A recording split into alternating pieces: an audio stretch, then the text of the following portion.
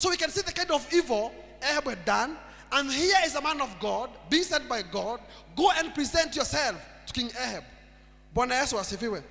And he is trusting God that I will go and present myself. We have read the story. I don't want to read that story because we have known all the story, where he used Obadiah, because Obadiah was a greatest servant in the palace. But the Obadiah was devoted man of God. And even you can see the confrontation they're having now with Elijah. Why have you come to me? Why are you sending me to die? And I said, no, don't worry, I will be here. You will find me here. Just go and tell the king, you'll find me. The whole story, we know about it. What I want us to understand is verse number, we can read verse number 19 to 20. We see the challenge that was there. He challenged King Ahab and told King Ahab, in fact, when King Ahab saw Elijah, King Ahab confronted Elijah. And he said, you are the one who causes trouble in Israel. Then Elijah replied to the king, no, it is you and your family who are not following God's commandments, who are doing evil in the eyes of the Lord. And that's the reason why I have come. And when you go to verse number 20, he is telling him, this thing have to stop. We have to make a choice. That's why I'm saying that. It's a contest on Mount Carmel. And Elijah is coming now to the challenge. Liwe liwalo itafanyika. Hakuna siku nyingine mtatuambia mambo, hakuna miungu miwili katika Israeli. Na leo nataka tuchangamuke. Ndio tujue Mungu wa kweli ni nani. Na Elijah aka request, akauliza King Ahab, ita Waisraeli wote, ita male prophet wa Baal, the 450 Baal, ita the 400 Asherah prophets, waacha tukutane na wao kwa mlima Karmeli, tukutane huko. Now that's what King Ahab did. He called everyone, we know the story, and they went to Mount Carmel. What I want us to understand, that was a challenge. He challenged the king. And you know very well, he was a prophet that was an enemy to the king. And he's the one telling the king, let us meet there. And the reason why I'm calling the contest, you know the story very well, what happened. They went there, and they had 2 bulls. And the bulls was to be cut in pieces. One to be given to the Baal and Asherah. Other will be remaining with Elijah, where the contest began. And because there were many, Elijah said, because you are many, you may start by organizing your altar, and we sacrifice to your God. You call your God. The God will set fire. We know this story. The God will set fire, and akileta moto itakatiza kila kitu. Huyo tutamwamini kama Mungu. Bwana Yesu asifiwe. And the contest began, and to cut the story short, from morning to the evening, the Baals had even cut themselves into pieces as their custom. Walikuwa wamejikatakata mpaka damu ikatoka. Walikuwa wamelilia Mungu wao, na hakuna kitu ilifanyika. Bwana Yesu asifiwe. And you can see the trust I'm talking about, that Elijah was there from morning until evening. To an extent, hata alikuwa na wakejeli. Anawaambia, mimi Mungu wangu maybe amelala, muiteni mara mingi. What we are being shown there is, Elijah trusted God so much that he knew it doesn't matter the time. As long as niye ametutuma, as long as niye amenituma, mimi sina shaka. I trust in him. I don't have even to plan. I don't have even to say which time. What I need to say is, I want to challenge you people. King Ahab wants to challenge you. You are the one who is the causing trouble in Israel.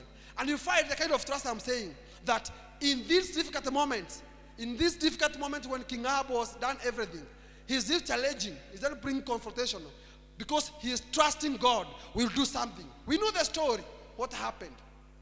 Until evening, there's nothing has happened to this Baal sacrifice. It came up a time in the evening service, karibu ibada walikuwa nayo jioni, as the custom of Israelites, and Elijah akatengeneza altar. akapanga ile, tunajua hii story, mawe 12 ya kila tribe. I'm not interested in that story that way. What I'm interested is number 36, where Elijah is telling God that prove today that you are God of Israel in Israel, and that I'm your servant.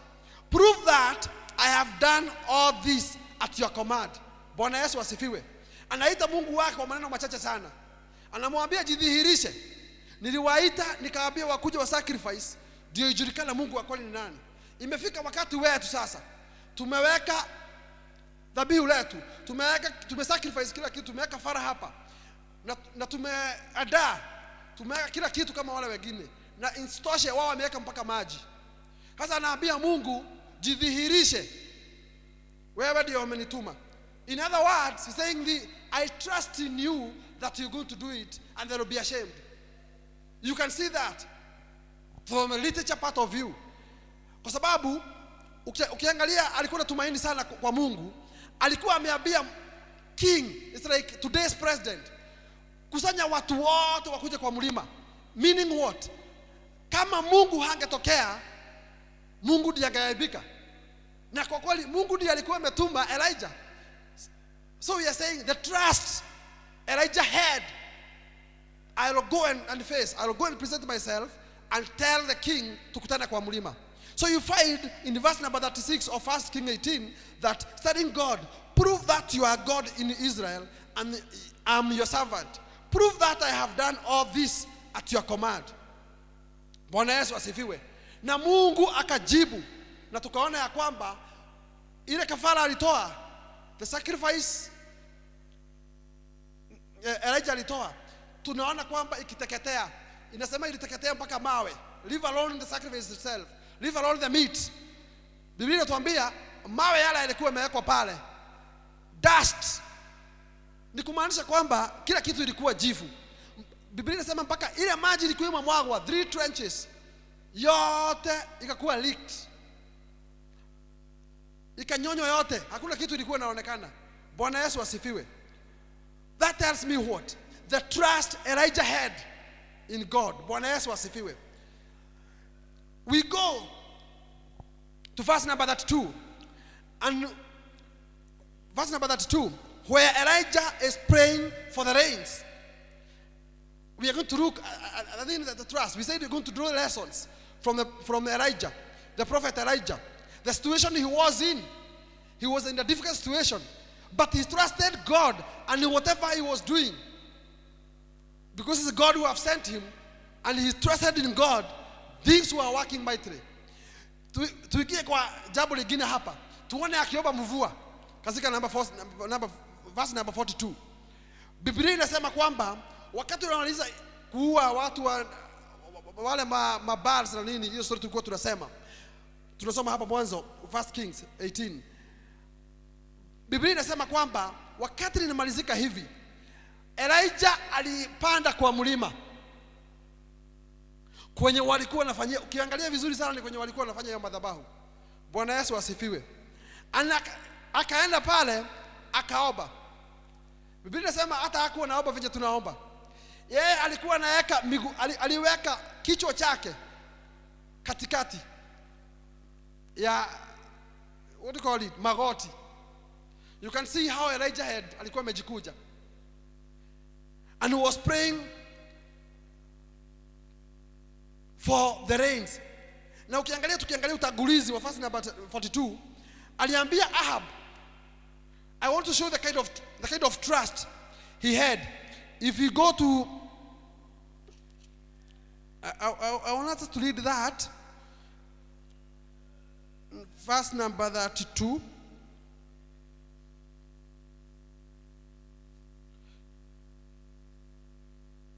Not verse number 32.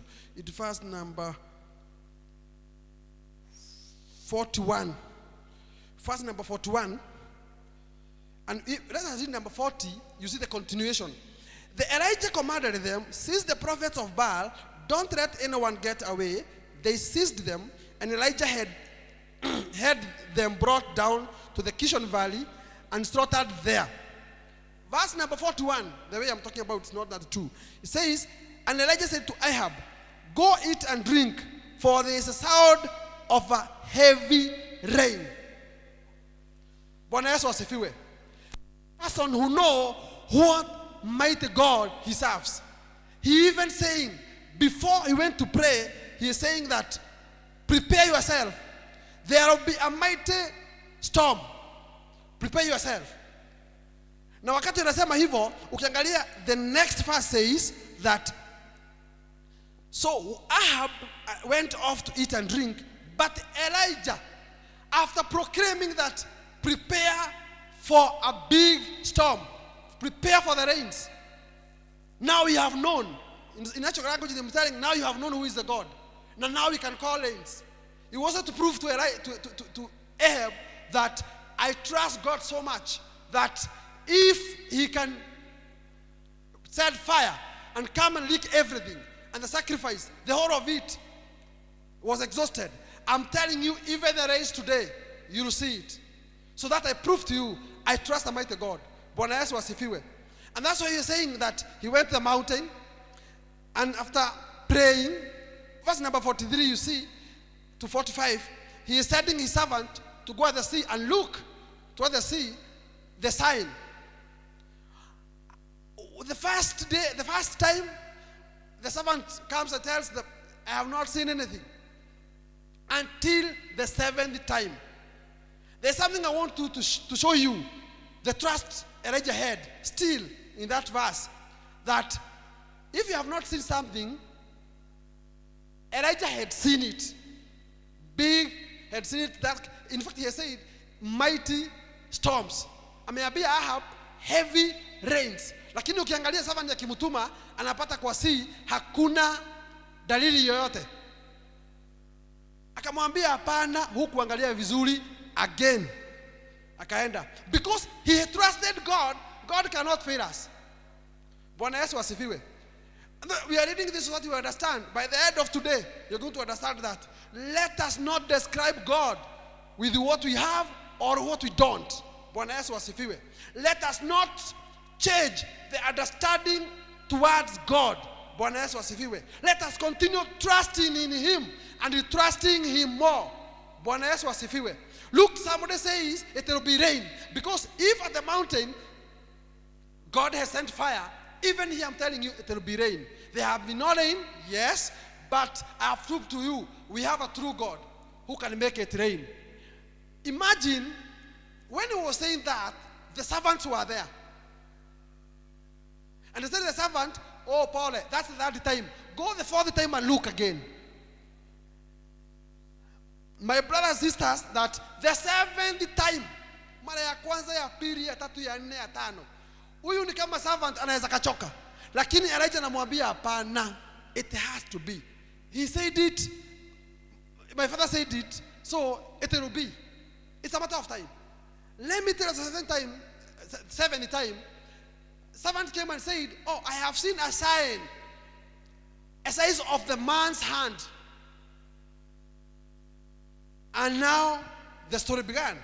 In fact, from that point we are told, the sky grew black with clouds, with red rose, a heavy rain came on the Ahab. I didn't want to dwell on that. I want to show you still how Elijah is trusting God. All the events of Elijah, that we are learning from events of Elijah. The situation that was in Elijah, it was not that simple. Remember 7 times, people looking at you, you said something, and you're still insisting, it will be done. That's a great trust. That's great faith. A Christian even can have. And we see, now the situation, there's a saying that, when you go to chapter number 19, this is what now we are coming to discuss here in the evening. We have seen what God have done through Elijah. What trust God had. When it rained, in fact, aliambia Ahab, wewe kibia sana wende, mimi nitakufuata. Although tunaambiwa Mungu aliweka bio kwa Elijah na akampita. I'm not in that story. I'm in the story where after hiyo yote Ahab kupata, wakati alifika nyumbani, Biblia inasema chapter number 19, aliambia bibi yake nini?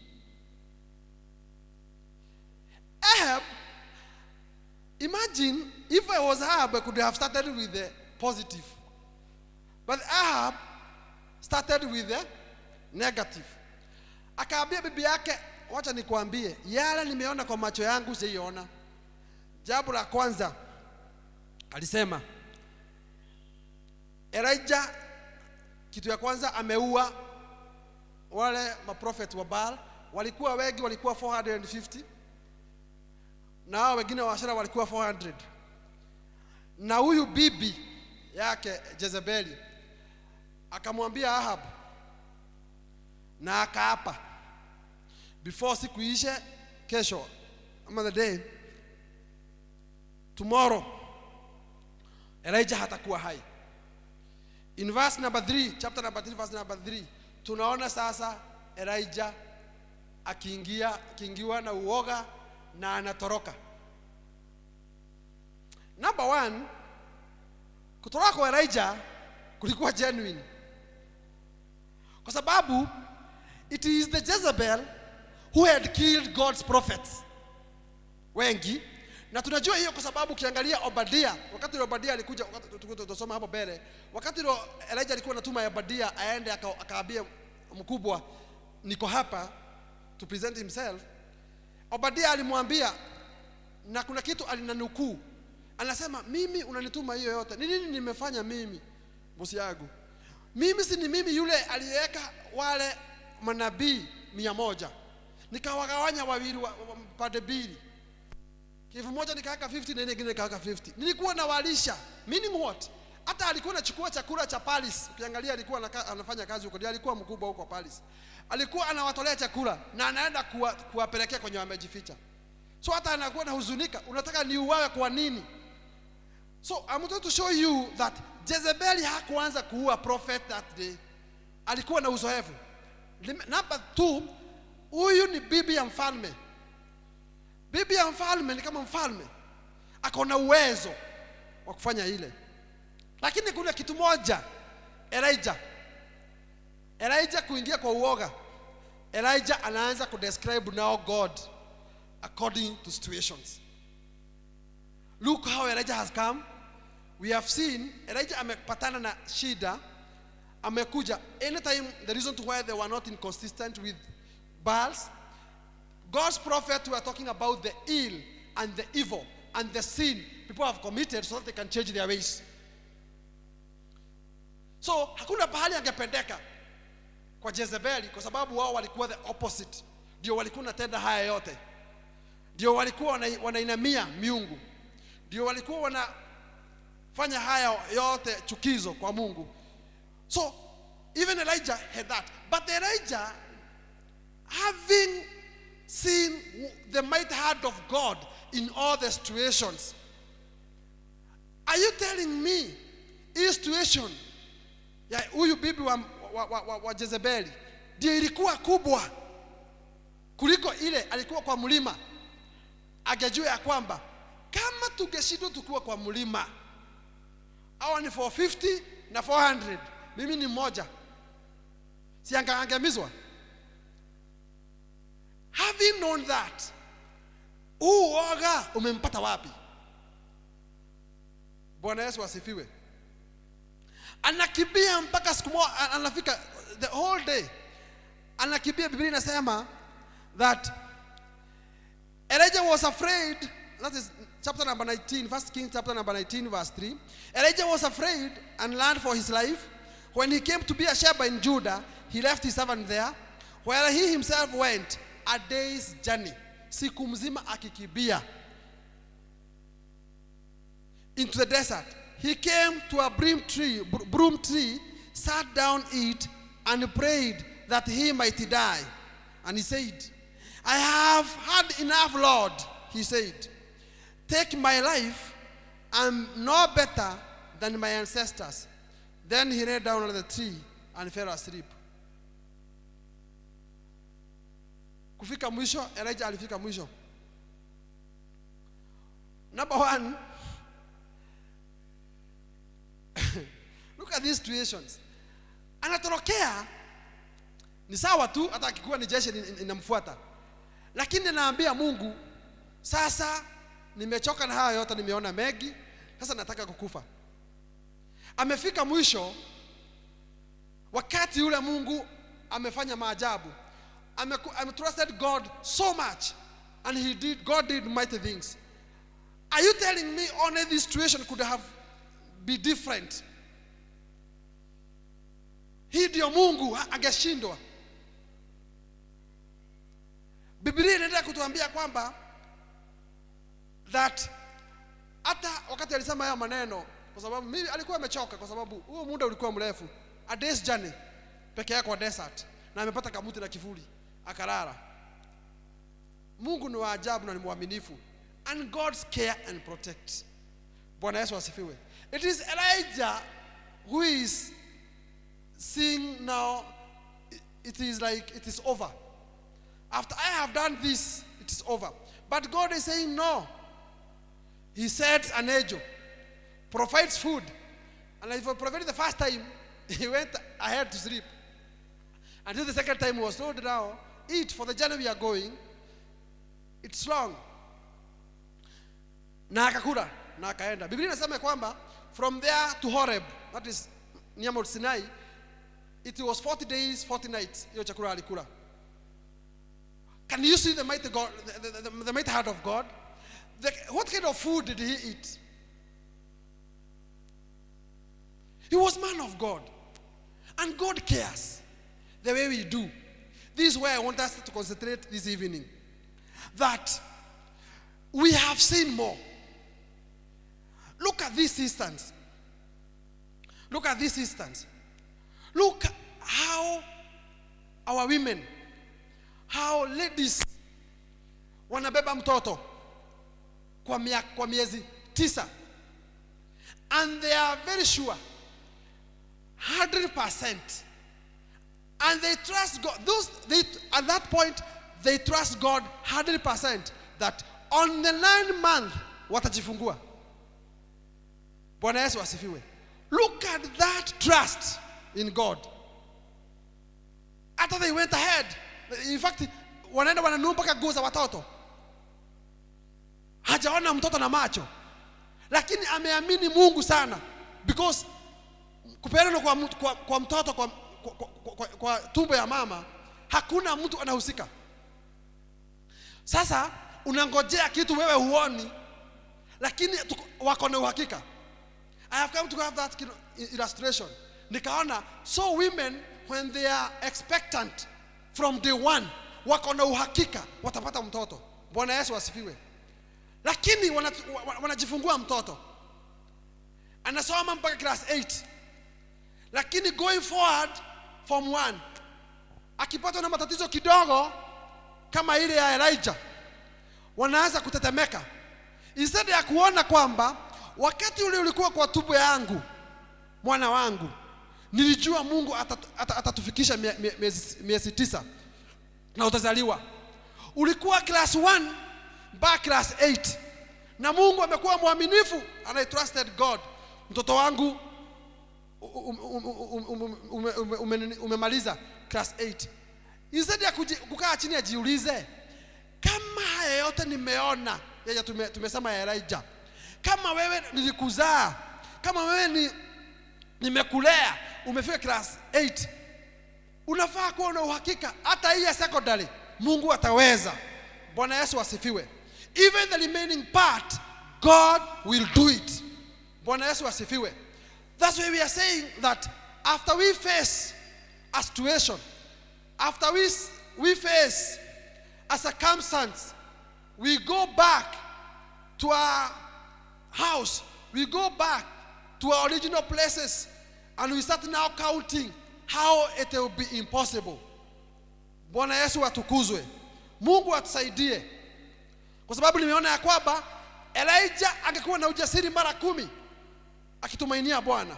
Alimtumainia wakati wa kwanza, akasema kutapatikana chakula kwa mjane, ilipatikana. Akatumainia Mungu, akasema mtoto atafufuka, akafufuka. Akatumainia Mungu, akasema kafara yetu dhabihu tukiweka itakuwa yote tutapata moto na yote itateketea, na ikafanyika. Akatumainia Mungu, mvua ikapatikana. Bwana Yesu asifiwe. Hapa imefika nikusikia amesikia akaambiwa Jezebeli anakutafuta. Sasa tunaangalia na yeye ameingiwa na hofu. Na Mungu ako karibu nasi.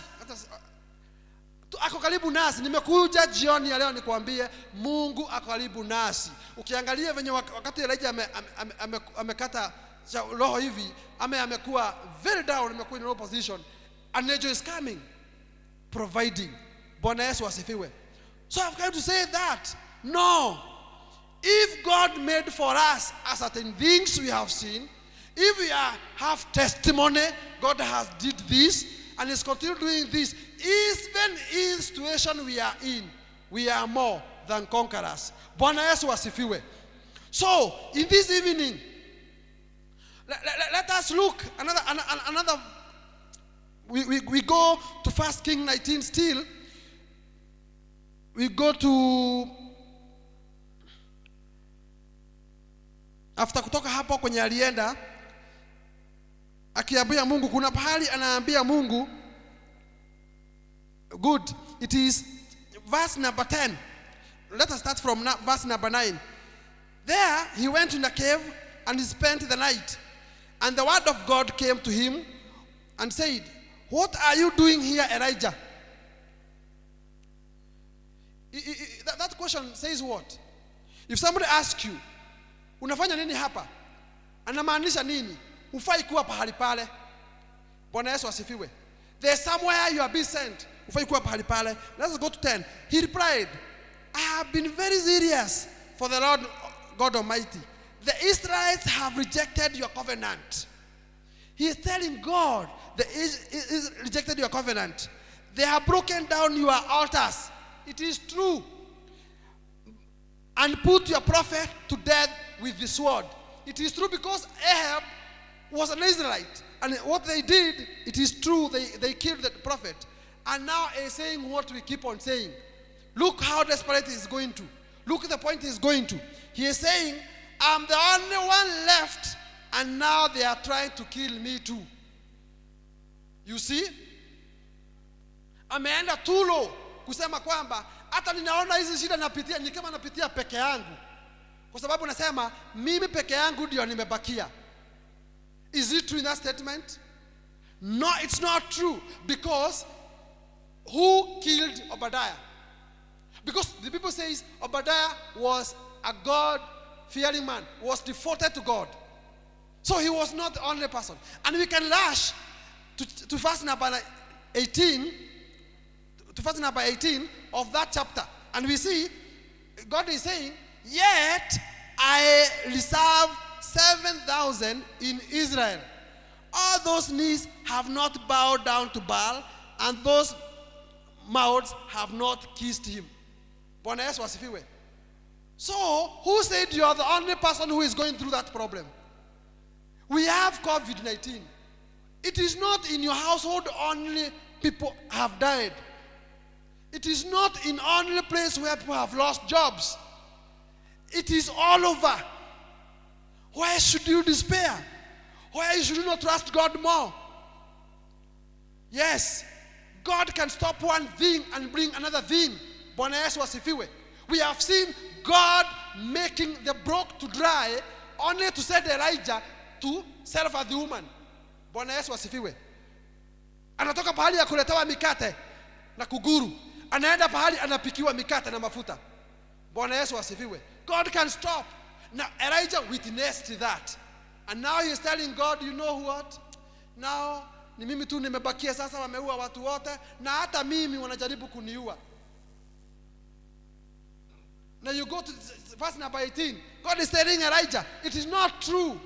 Niko na 7,000 wajamuinamia wala hajawaabudu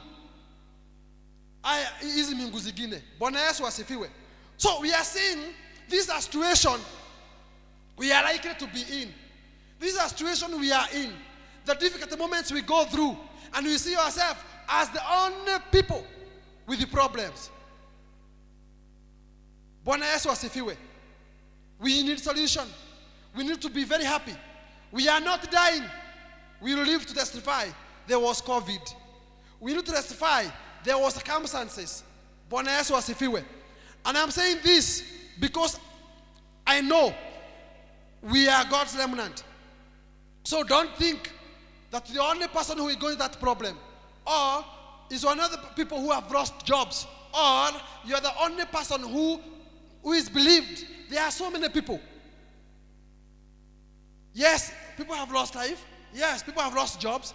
But trust in God more. Bwana Yesu asifiwe. Kumbuka wakati ule hakukuwa na COVID, yale mambo walifanya. Mungu anatendea sisi mambo mengi sana.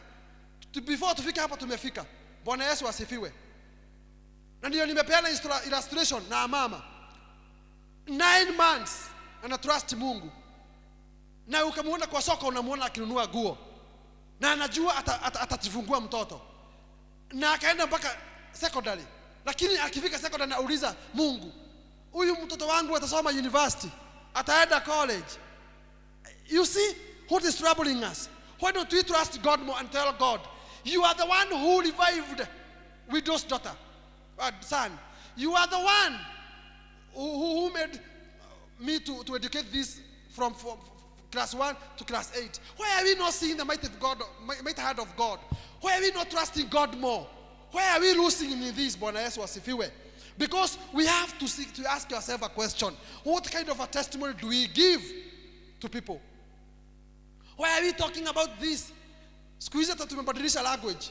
Ukiuliza mtu anakuambia nangangana.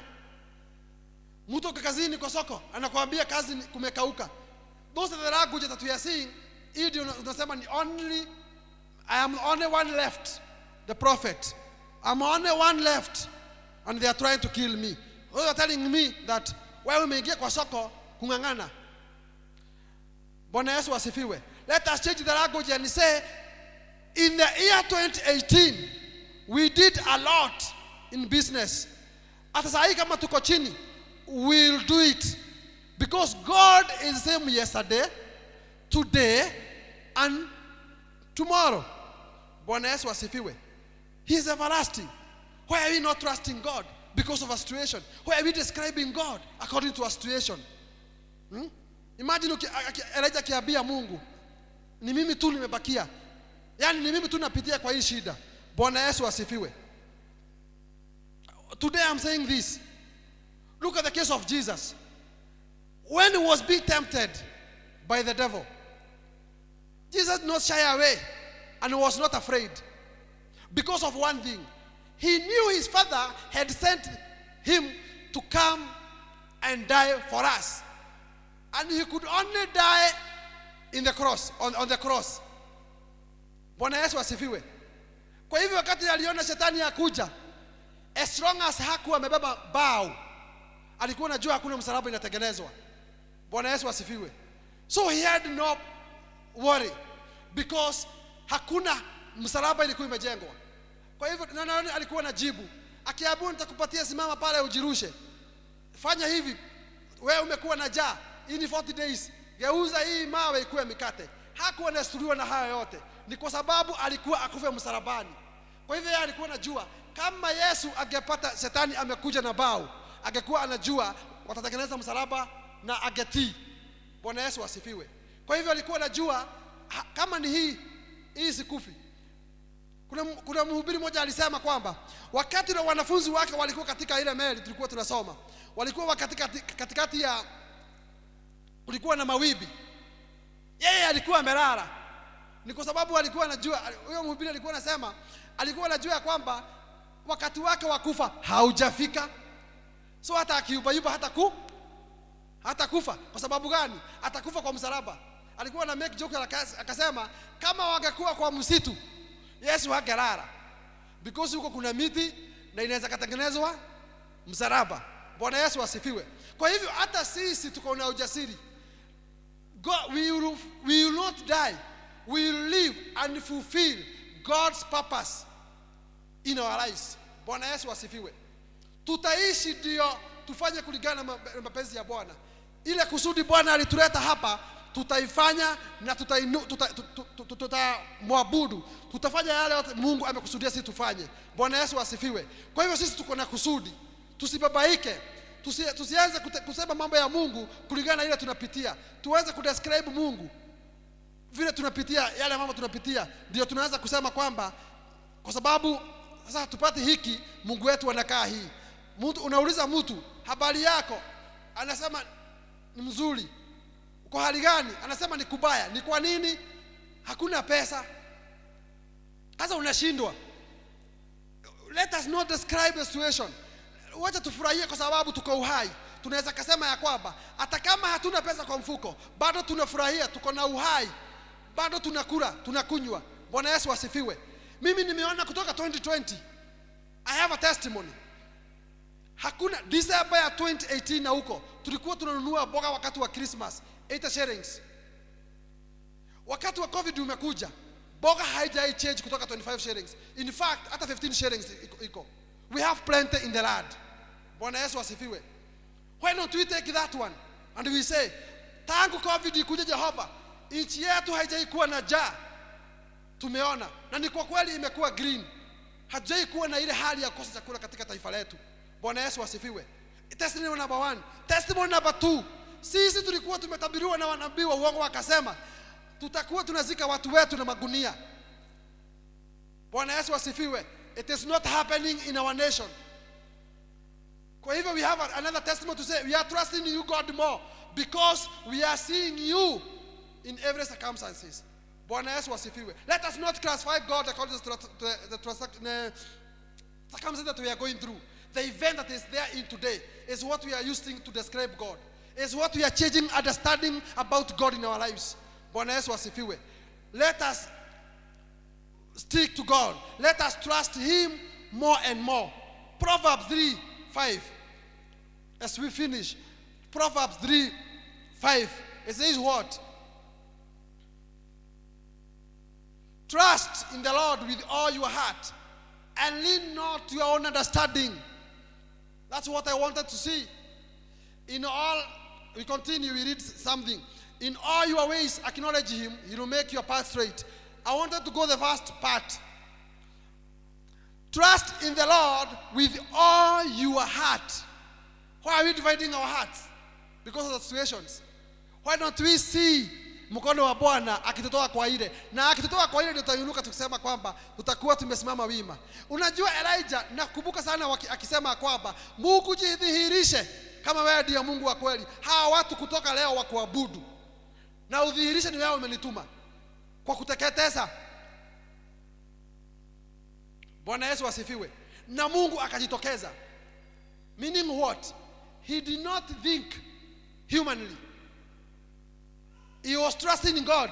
Now it is your time. Do something. But you see now the second part. Lean not to your own understanding. Elijah wakati unasikia anakibizwa na Jezebeli, anaanza kufikiria, sasa ni mimi nimebakia, sasa ni mimi wanawida ndio wanimalize. Kwa hivyo ni jukumu letu kujua kwamba Mungu anatupenda, na ni jukumu ya kwamba kitabu ya James chapter number 1 verse 1. Tufurahie wakati tunapata. Let us continue. Verse number. Yes, verse number 2. Consider it pure joy. Hesabu kuwa ni furaha wakati unapita majaribu ya aina nyingi. Hapo ndio nataka tusikie neno. Ati majaribu si ya aina moja, ni aina nyingi. Meaning what?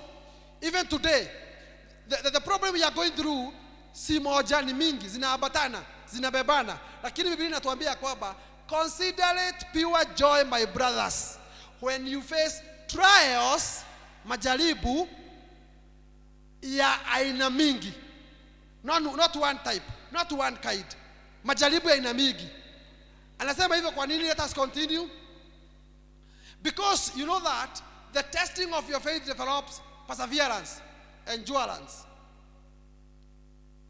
Perseverance must finish its work so that you may be mature and complete, not lacking anything. Bwana Yesu asifiwe.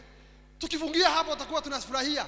Tunasema ya kwamba haya matatizo tuko nayo, haya tunapitia, we won't describe our God as a lesser God. Bwana Yesu asifiwe. We will still continue saying, if he did it to our fathers, if we did it to our children when we were in class 2, even in form 1, it will be done. Bwana Yesu asifiwe. It doesn't matter COVID, kwa sababu haya ni majaribu na itakuja, itapita, na siku moja tutakuwa na testimony, tutakuwa na ushuhuda tukisema, let us trust in God more and more, and let us endure the suffering we are going through. Tusitoroke. It is here with us. Let us endure. Ndio itatufanya kuwa tutakuwa dhabiti na tutakuwa we will be mature and complete. Ni kumaanisha kwamba that tutakuwa tumekomaa. Bwana Yesu asifiwe.